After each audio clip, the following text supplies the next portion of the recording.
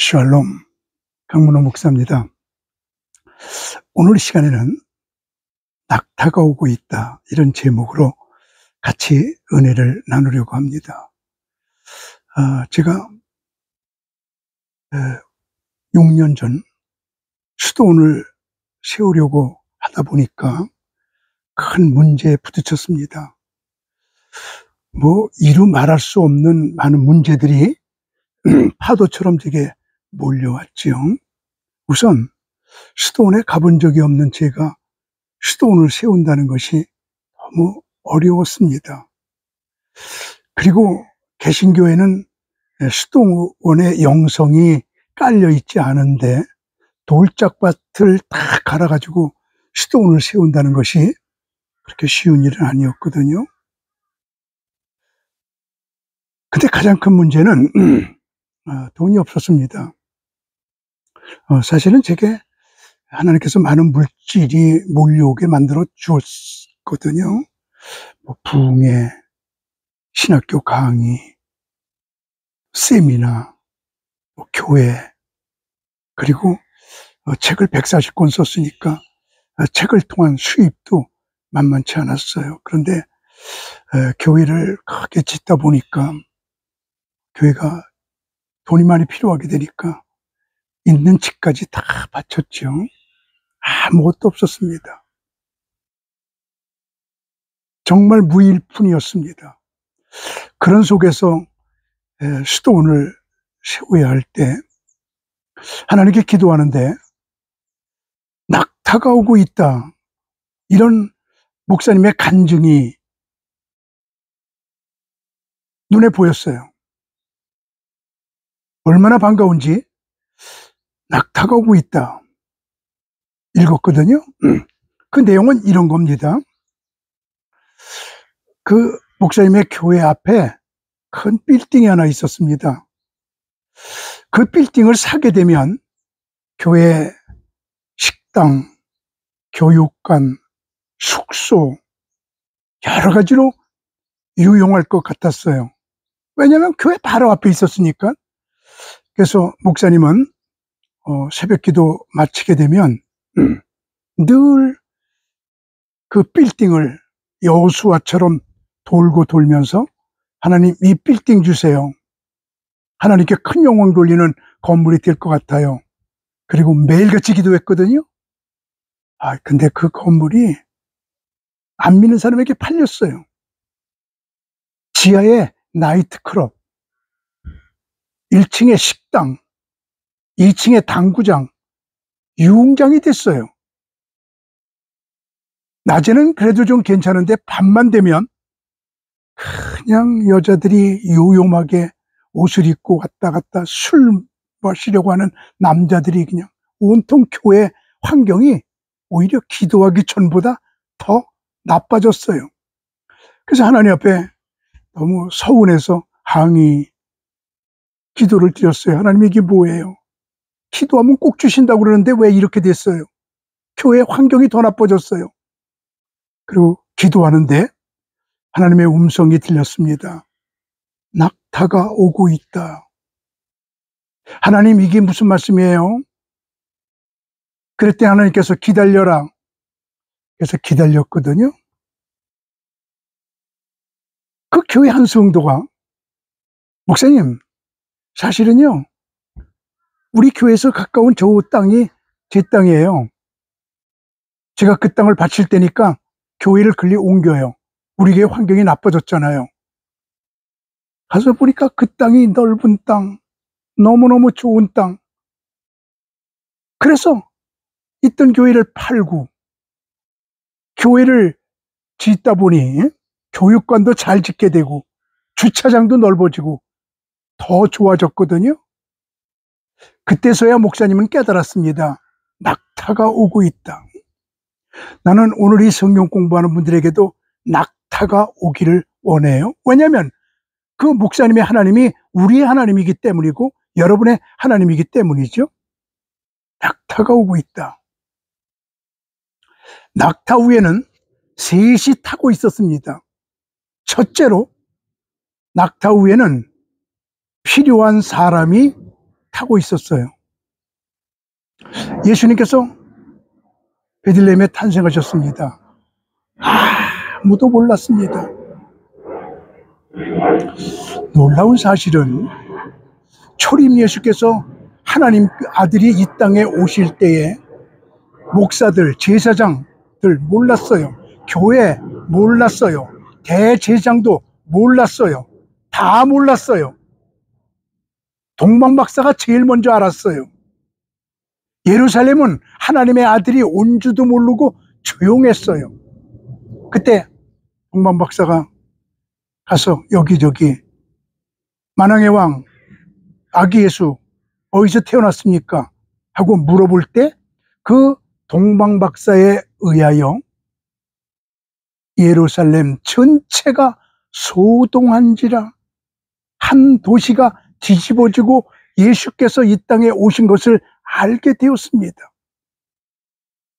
예수님께서 이 땅에 오신 것을 알게 한 사람이 동방박사, 낙타를 타고 온 동방박사예요. 그 낙타 위에는 예수님에게 꼭 필요한 사람이 타고 있었어요. 저는 지금 공부하고 있는 여러분에게 꼭 필요한 사람, 여러분에게 꼭 필요한 사람을 하나님께서 낙타 타고 보내주기를 원해요. 저는 낙타가 오고 있다, 이 말씀을 크게 써붙이고 수도원을 세워달라고 하나님께 기도할 때 수도원 세우는데 꼭 필요한 사람들이 여기저기서 붙기 시작을 했습니다. 아무것도 모르는 저를 하나님이 그들을 통하여 가르쳐 주시면서 수도원을 한 발자국 한 발자국 세우게 만들어 주셨습니다. 어떻게 그렇게 꼭 필요한 사람을 보내주시는지 놀랐습니다. 하나님은 우리 성도들에게, 하나님은 하나님의 사람들에게 꼭 필요한 사람을 붙여주시는 분, 낙타를 보내주시는 분이세요. 모세가 하나님의 부름을 받았을 때 모세는 입이 둔한 사람이었습니다. 누구나 다 그럴 거예요. 만약에 여러분들이 40년 동안 양 쳤다고 보세요. 아침에 일찍 양을 끌고 나갑니다. 온종일 양하고 삽니다. 밤에 들어옵니다. 40년 그렇게 살았어요. 입이 둔해지지요. 말을 안 하고 사니까요. 그럴 때 하나님께서 바로에게 가라 그럴 때 모세가 나는 입이 둔해요. 바로한테 가서 할 말을 못해요. 걱정하지 마라. 내가 말 잘하는 아론을 네게 붙여줄게. 그래서 아론이 모세에게 붙여집니다. 하나님은 꼭 필요한 사람을 붙여주시는 분이세요. 베드로하고 요한은 늘 같이 다녔잖아요. 베드로는 행동의 사람이고 요한은 사고, 생각이 깊은 사람이었습니다. 둘이 붙어서 하나의 시너지 효과를 일으켜 하나님의 일을 이루게 만듭니다. 바울에게 꼭 필요한 디모데를 붙여주십니다. 엘리야에게 꼭 필요한 엘리사를 붙여주십니다. 하나님은 필요한 사람을 붙여주시는 분이세요. 낙타가 오고 있다. 오 하나님, 이 공부하는 분들에게, 저들에게 꼭 필요한 사람을 여기저기서 보내서 붙여주셔서 저들이 하는 일들이 잘 되게 해주세요. 저 이렇게 기도하면서 이 공부를 합니다. 낙타 위에는 3가지가 타고 있었는데 필요한 사람이 타고 있었고, 그리고 낙타 위에는 필요한 물질이 타고 있었어요. 동방박사들이 예수님에게 올 때 황금과 유향과 모략을 가지고 왔습니다. 황금과 유향과 모략은 3가지 특징이 있는 물질인데 귀하다, 비싸다, 의미가 있다. 황금과 유향과 모략은 아주 귀한 거예요. 그리고 의미가 있어요. 아기 예수에게 황금을 드렸다는 것은 무슨 의미일까요? 그 당시에 왕들은 전부 금을 썼지요. 금 왕관, 금, 띠, 금잔 모두 금으로 만들었어요. 왕들은 금을 사용했어요. 그래서 왕에게 갈 때는 금을 가져가라. 옛날엔 그랬거든요. 그래서 예수님에게 황금을 드렸다는 것은 당신은 왕 중의 왕이요. 그런 고백입니다. 그리고 유향을 드렸다는 것은, 유향은 우리 잘 아는 대로 제사장이 사용하는 물질이에요. 분향단에서 분향할 때, 그리고 떡상에서 떡을 먹을 때도 먹는 유향을 사용했어요.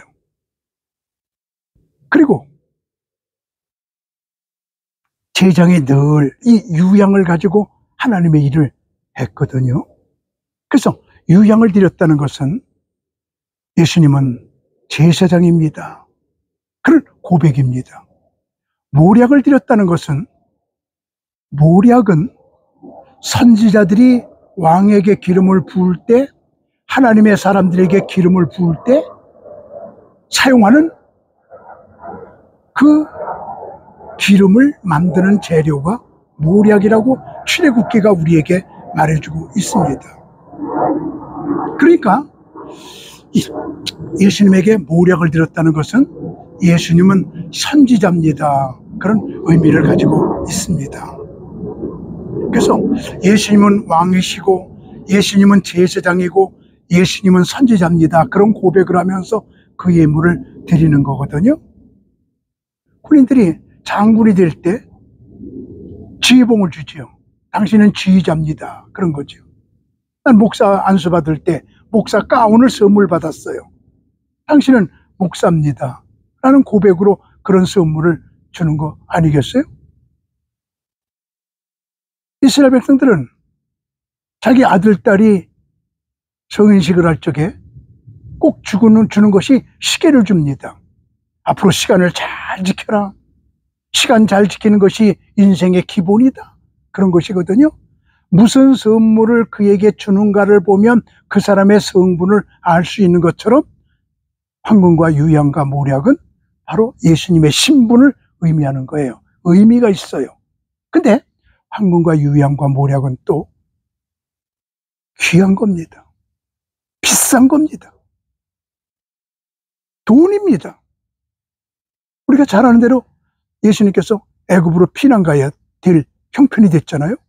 바로 왕이 죽이려고 하니까 그때 황금과 유향과 모략은 예수님이 애굽으로 피난 가셔서 도피 자금이 됐습니다. 그것을 팔아서 애굽 생활을 하셨습니다. 낙타 위에는 필요한 돈이 타고 있었어요. 동방 박사가 황금과 유향과 모략을 가지고 오지 않았더라면 애굽에 가서 생활적으로 굉장히 고생을 했을 겁니다. 낙타 위에는 필요한 물질이 타고 있었어요. 저는 우리 방송을 듣는 지금 공부하고 있는 여러분에게 하나님께서 필요한 물질을 다 보내주기를 원해요. 하나님은 우리의 필요를 공급해 주시는 분이세요. 제가 수도원을 세우려고 할 때 돈이 하나도 없었다고 그랬죠. 그런데 은퇴하면서 또 교회 빚이 많았기에 교회 교인들에게 의존하고 싶은 마음은 없었습니다. 그래서 교회에서 제가 광고했습니다. 우리 여러분들의 헌금은 수도원 세우는데 사용하지 않겠습니다. 또 교회마다 또 부정적인 사람이 있게 마련이거든요. 목사님이 수도원 세우려고 하는 건 목사님 은퇴 준비다. 자기 쓰려고 하는 거다. 그렇게 말하기 좋아하는 사람이 또 말하는 사람도 있었습니다. 그런 소리가 듣기 싫었습니다. 목회 잘 해놓고 끝에 물질로 흐려지기가 싫었습니다. 그래서 교회 돈 10원도 안 썼습니다. 34년 목회한 교회에 은퇴하면서 수도원 세우면서 갈보리 교회 돈 10원도 안 쓰고 수도원을 세웠어요. 그러려니까 하나님 낙타가 오게 해주세요. 기도할 수밖에 없었죠. 아닌 게 아니라 낙타들이 오기 시작했습니다. 이렇게 저렇게 15억이 모였습니다. 거기에 갈보리교회 돈은 10원도 없습니다. 참 기적이었습니다. 체험했습니다. 낙타가 오고 있다. 그래서 은행에서 3억 5천을 더 빌려서 이 수도원을 세우게 되었습니다. 참 하나님의 은혜요. 낙타가 오고 있다는 말씀을 벽에다가 붙여놓고 하나님 필요한 사람 보내주세요. 필요한 물질 주세요. 낙타 오게 해주세요. 그랬더니 정말 그런 일이 벌어졌습니다. 아주 생생한 저의 간증이 되었습니다. 낙타 후에는 세 번째로 필요한 도우심이 타고 있었습니다. 꼭 필요한 도우심입니다. 없으면 안 되는 도우심이었습니다. 만약에 동방박사가 낙타 타고 오지 않았다고 하면 예수님 헤롯 왕에게 죽었을지도 몰라요. 꼭 죽었다는 건 아니에요. 헤롯 왕이 죽이려고 그랬잖아요.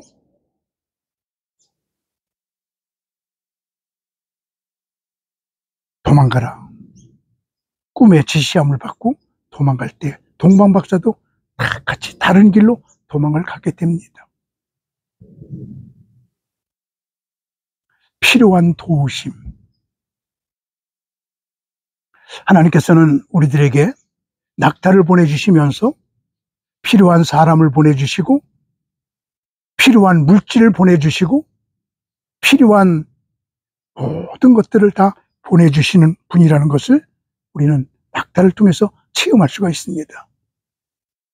제가 이스라엘에서 호텔을 빌려서 이스라엘의 랍비들과 함께 포럼을 한 적이 몇 번 있었습니다. 그때 어떤 유대인 학자는 그 동방박사가 한국 사람일지도 모른다. 꼭 한국 사람이라는 건 아니에요. 왜 그렇습니까? 그리고 놀라서 물어봤더니 북방박사가 아니에요. 남방박사가 아니에요. 서방박사가 아니에요. 동방박사예요. 그럼 이스라엘에서 동방이 중국인데 중국에서는 두세 달이면 와요. 그래서 낙타를 타고 2년 동안 온 거거든요. 2년 동안 왔다는 증거가 동방박사들이 헤롯 왕을 만나서 아기에서 태어난 것을 이야기했을 때 태어난 때를 자세히 묻고 마태복음 2장에 자세히 물었다는 말이 2번 나와요. 자세히 묻고 2살 이하의 어린아이를 죽이니라 라고 되어 있어요. 자세히 물어보고 나서 2년 이하의 아이를 죽였다는 것은 동방박사가 출발한 게 2년 전이었다. 그러면은 이스라엘에서 낙타 타고 2년 동안 동방으로 가보자. 그랬더니 그게 한국이라는 거예요. 그래서 동방박사는 한국 사람일지도 모른다. 추측입니다. 꼭 그렇다는 건 아닙니다. 그리고 이야기하는 것을 재미있게 들었을 뿐입니다. 그렇습니다. 오늘은 저는 이 성경 공부하는 여러분들을 주님의 이름으로 마음껏 축복하고 싶어요. 낙타가 오고 있다. 여러분들도 한번 어려운 문제가 있고 어려운 풀어야 될 숙제가 있을 때 한번 방에 낙타가 오고 있다고 크게 써붙이고 매일같이 기도해 보세요. 하나님, 나에게 꼭 필요한 사람 붙여주세요. 하나님, 나에게 필요한 물질 붙여주세요. 나에게 필요한 도우심 하나님 허락해 주세요. 그리고 낙타가 오고 있다. 제가 이 간증이 수도원 세울 때 6년 전에 간증이라고 그랬잖아요. 이 저의 간증을 듣고 그냥 낙타가 오고 있다 써붙여가지고 체험한 사람들이 그 이후에 간증거리 쏟아져 나왔습니다. 참 재미있는 간증거리들 많습니다. 저는 오늘 유튜브 앞에 앉아있는 여러분 모두를 주님의 이름으로 마음껏 축복하고 싶어요. 그리고 여러분들도 여러분 주변 분들을 낙타고 오고 있다로 축복해 주세요. 그래서 좋은 일 많이 일어나게 되기를 바랍니다. 샬롬.